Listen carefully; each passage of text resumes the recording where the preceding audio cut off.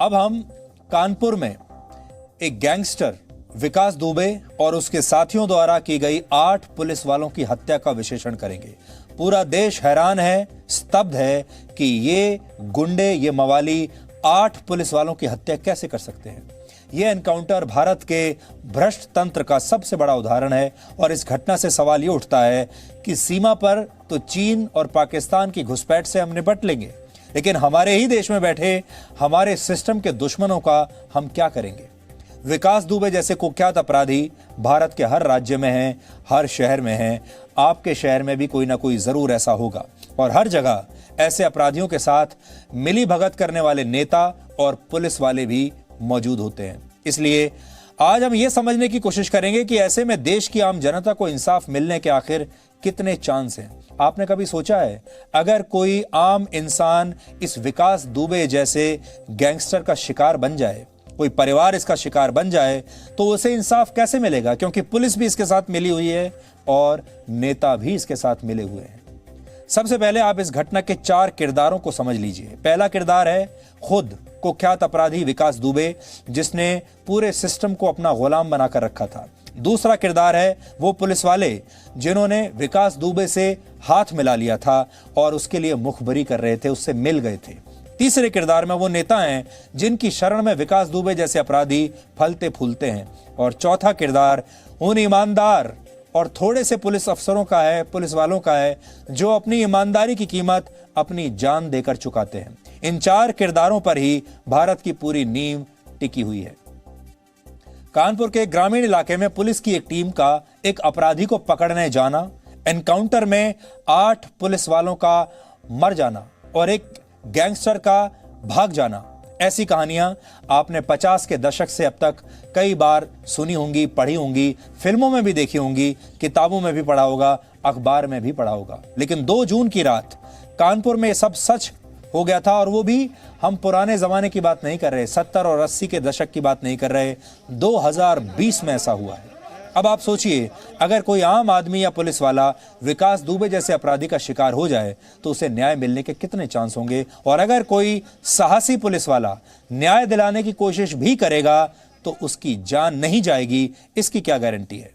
कहा जाता है 1990 में जब विकास दुबे ने अपराध की दुनिया में कदम रखा था, तब उसे स्थानीय नेताओं का भरपूर सहयोग मिला और फिर करीब 30 वर्षों तक विकास दुबे ने इन नेताओं का खूब दोहन किया और अपनी ताकत और प्रभाव को बढ़ाता चला गया। इसका नतीजा यह हुआ कि नेताओं के इशारे पर काम करने के आदी पुलिस वाले विकास दुबे को पकड़ने की बजाय उसे बचाने के काम में जुट गए, यानी उससे मिल गए।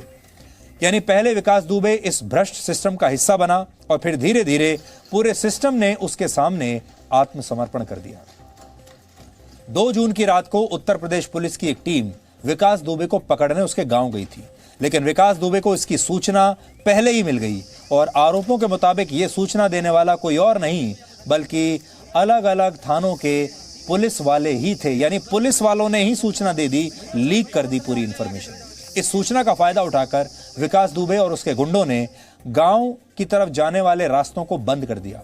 वहां जेसीबी मशीन खड़ी कर दी, जिसकी वजह से पुलिस वालों को अपनी गाड़ियों से उतरकर पैदल गांव की तरफ जाना पड़ा। इस दौरान रास्ते में लगी जो स्ट्रीट लाइट्स थीं उन्हें भी बुझा दिया गया, बंद कर दिया गया और पूरे गांव में अंधेरा कर दिया गया। अंधेरे का फायदा उठाकर विकास दुबे और उसके 40 से 50 गुंडों ने पुलिस वालों पर फायरिंग शुरू कर दी।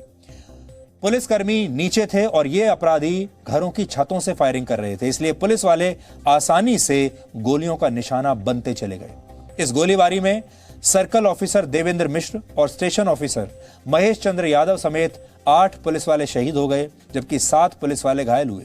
इस घटना ने पुलिस की तैयारियों पर सवाल उठाए हैं और यह भी पूछा जा रहा है क्या विकास दुबे को पकड़ने गए पुलिस वालों को क्या एसओपी होना चाहिए? क्या इसकी कोई जानकारी नहीं थी? क्या उन्होंने कोई एसओपी फॉलो किया?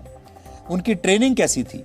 हमने इस घटना पर एक ग्राउंड रिपोर्ट आज तैयार की है, जिससे आपको इस एनकाउंटर पर उठ रहे हर सवाल का जवाब मिल जाएगा और आपको यह भी जानना होगा कि इस तरह के जो अपराधी हैं, इन्हें गैंगस्टर कहना बहुत छोटी बात है, इन्हें अपराधी कहना बहुत छोटी बात है। ये गैंगस्टर नहीं है, ये आतंकवादी है। ये भी उतना ही बड़ा खतरनाक आतंकवादी है जैसे आतंकवादी सीमा पार से हमारे देश में आते हैं और लोगों की हत्याएं करते हैं। ये वही है।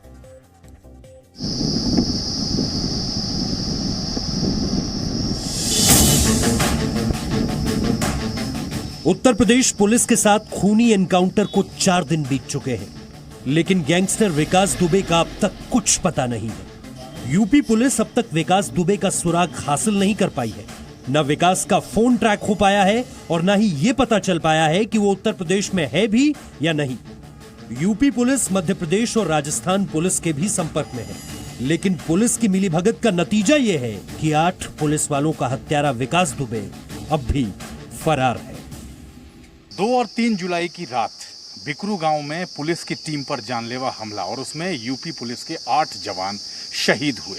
कैसे उस पूरे हमले को प्लान किया विकास दुबे ने, इसको जानने के लिए बहुत सारी ऐसी इंफॉर्मेशन है जो अब तक डिकोड नहीं हो पाई और हम आपको आज वो सब कुछ बताएंगे कि कैसे पुलिस की टीम पर हमले को प्लान किया गया था, इंफॉर्मेशन कैसे लीक हुई और कैसे पता चला विकास दुबे को कि उसको पकड़ने के लिए 25 लोगों की पुलिस की टीम, एक जॉइंट टीम चौबेपुर थाने से रवाना हो चुकी है और उसके गांव तक पहुंचने तक उस पुलिस की एक एक लोकेशन, एक एक जगह जहां जहां से वो पुलिस टीम निकलती हुई उसके गांव तक के करीब पहुंच रही थी, उसके घर के करीब पहुंच रही थी, उस एक एक लोकेशन की जानकारी विकास दुबे को कौन दे रहा था, ये सब कुछ आज डिकोड करेंगे इस रिपोर्ट में। गैंगस्टर विकास दुबे की पहुंच कहां तक थी, इसका अंदाजा इसी बात से लगता है कि पुलिस टीम की हर एक गतिविधि की खबर उसे पहले ही मिल जाती थी। पुलिस की टीम के निकलने से लेकर बिकरू गांव की पतली सी सड़क तक पहुंचने तक पुलिस वालों के बीच क्या बातचीत हो रही थी, उनकी संख्या कितनी थी, वो लोग किन हथियारों के साथ विकास को पकड़ने आ रहे थे, ये सारी जानकारी लगातार विकास को पहुंचाई जा रही थी, जिसका नतीजा ये कि 8 पुलिस वालों को अपनी जान गंवानी पड़ी।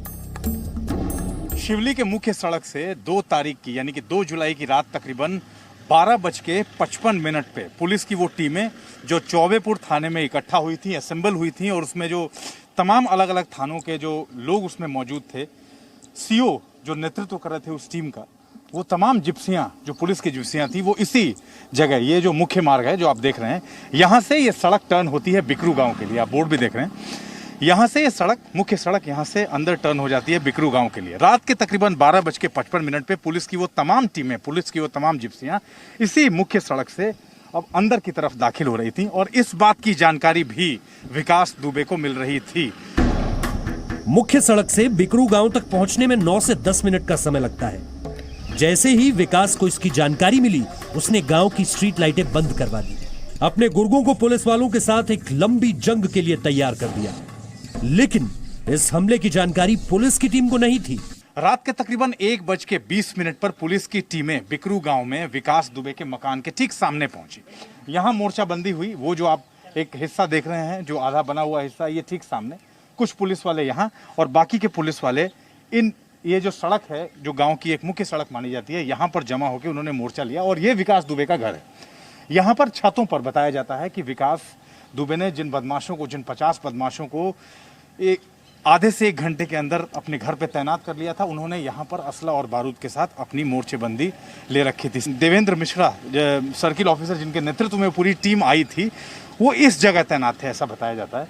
और इसी जगह पे मोर्चेबंदी के साथ वो कोशिश कर रहे थे अंदर जाने की और सीधा यहाँ से फायरिंग हो रही थी। ये गोली जो देवेंद्र मिश्रा को लगी है, वो इस छत से जो गोलियाँ चली हैं, वो गोली सीधी देवेंद्र मिश्रा को लगी और वो फिर उसके बाद उनकी मौत हो गई। विकास दुबे का घर कोई आम घर नहीं था, वो एक किले के जैसा था। आप देखकर समझ जाएंगे कि जब इतने बड़े घर में हर कोने पर, हर दीवार के पीछे बंदूकों से लैस दर्जनों अपराधी हमले की फिराक में हुए, तो उनसे निपटना पुलिसकर्मियों के बस की बात नहीं रह गई थी। गैंगस्टर विकास दुबे पुलिस वालों पर ऐसा हमला करना चाह रहा था जो इतिहास में याद रखा जाए। इसमें हैरानी की बात यह है कि ये गैंगस्टर जो है, ये अपराधी या ये आतंकवादी, इसको आप कह लीजिए, ये वर्षों से नहीं दशकों से ऐसे ही यहां रह रहा था, ऐसे ही लोगों को परेशान कर रहा था, लगातार अपराध कर रहा था। पुलिस जानती थी, नेता जानते थे, प्रशासन जानता था, सरकार जानती थी, लेकिन कभी भी इसे किसी ने रोकने की कोशिश नहीं की। और अब जब इसने 8 पुलिस वालों को मौत के घाट उतार दिया, अब इसका घर भी तोड़ा जा रहा है, अब इसकी खोजबीन हो रही है और हम उम्मीद करते हैं कि बहुत जल्द ये पुलिस की गिरफ्त में जरूर आएगा। कानपुर एनकाउंटर में शहीद हुए सर्कल ऑफिसर देवेंद्र मिश्र की बेटी वैष्णवी मिश्र ने आज हमसे बात की और वो मेडिकल परीक्षा की तैयारी कर रही थी, लेकिन अब वो पुलिस अफसर बनकर अपने पिता की तरह देश की सेवा करना चाहती हैं। वो बहुत एक्टिव थे और इवन उनके पास टाइम नहीं हुआ करता था हम लोग के साथ टाइम स्पेंड करने का। वो अपनी ड्यूटी को सबसे फर्स्ट प्रायोरिटी देते थे। बस मेरी यही सोच है कि अब हम इसी डिपार्टमेंट में जाएंगे और जहाँ से मेरे डैड ने ख़त्म किया है मैं वहीं से शुरू करना चाहूँगी और अपने देश के लिए लड़ूंगी। बस यही कहना है कि जो मेन कल्प्रिट है उसको सामने लाया जाए। थोड़ी देर पहले हमने आपको मध्य प्रदेश की एक छात्रा की कहानी दिखाई थी और आपने शहीद सर्कल ऑफिसर देवेंद्र मिश्र की पुत्री की बात भी सुनी। ऐसे बच्चे ही आत्मनिर्भर भारत की नींव रखते हैं, देश का निर्माण करते हैं। अगर बच्चे किसी मुहिम का नेतृत्व करने लगे, उस मुहिम को क्रांति बनने से फिर कोई नहीं रोक सकता। जी न्यूज की मेड इन इंडिया मुहिम को भी इन्हीं छोटे छोटे बच्चों का बहुत जबरदस्त समर्थन आजकल मिल रहा है। मेड इन इंडिया मुहिम पर देश के बच्चों का क्या कहना है, अलग अलग परिवारों के जो बच्चे हैं, बड़े तो हमें समर्थन दे ही रहे हैं, लेकिन अब बच्चे आ रहे हैं, वो अपने वीडियोस बनाकर भेज रहे हैं। आप भी देखिए।